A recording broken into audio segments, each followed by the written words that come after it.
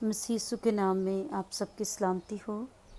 آج ہم کلام مقدس میں سے پڑھیں گے پیدائش کی کتاب 15 باب پہلی آیت سے، اور اس میں ہم پڑھیں گے خدا کا ابرام سے عہد۔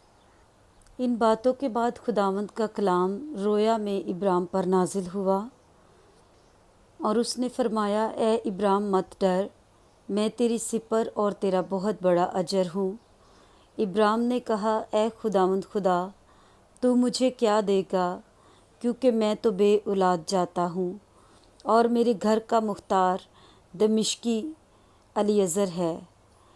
پھر ابرام نے کہا، دیکھ تو نے مجھے کوئی اولاد نہیں دی، اور دیکھ میرا خانہ زاد میرا وارث ہوگا۔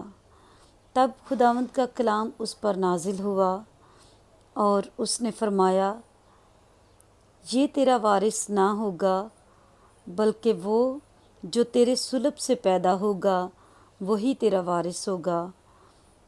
اور وہ اس کو باہر لے گیا اور کہا کہ اب آسمان کی طرف نگاہ کر، اور اگر تو ستاروں کو گن سکتا ہے تو گن، اور اس سے کہا کہ تیری اولاد ایسی ہی ہوگی۔ اور وہ خداوند پر ایمان لایا، اور اس سے اس نے اس کے حق میں راست بازی شمار کیا۔ اور اس نے اس سے کہا کہ میں خداوند ہوں جو تجھے کسدیوں کے اور سے نکال لایا کہ تجھ کو یہ ملک میراث میں دوں۔ اور اس نے کہا، اے خداوند خدا، میں کیوں کر جانوں کہ میں اس کا وارث ہوں گا؟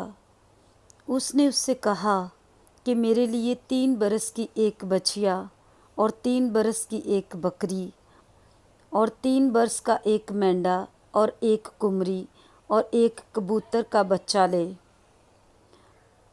اس نے ان سبوں کو لیا، اور ان کو بیچ سے 2 ٹکڑے کیا، اور ہر ٹکڑے کو اس کے ساتھ کے دوسرے ٹکڑے کے مقابل رکھا، مگر پرندوں کے ٹکڑے نہ کیے۔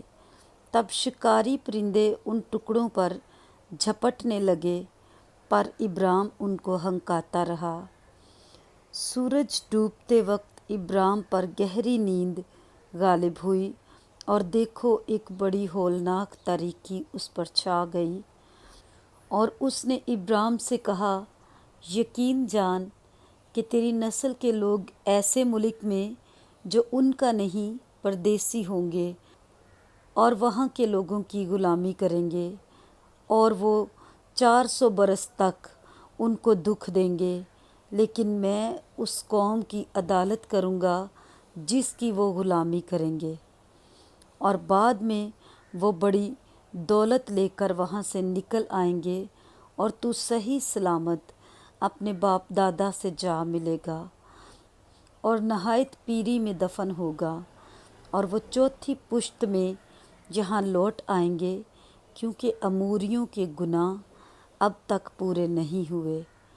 اور جب سورج ڈوبا اور اندھیرا چھا گیا، تو ایک تنور جس میں سے دھواں اٹھتا تھا دکھائی دیا، اور ایک جلتی مشعل ان ٹکڑوں کے بیچ میں سے ہو کر گزری۔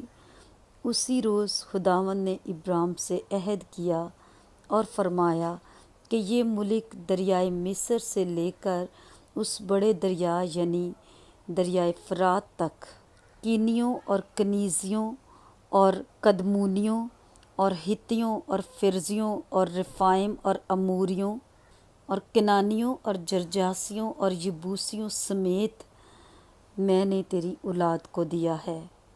پاک کلام کے پڑھے اور سنے جانے پر خداوند کی برکت ہو، آمین۔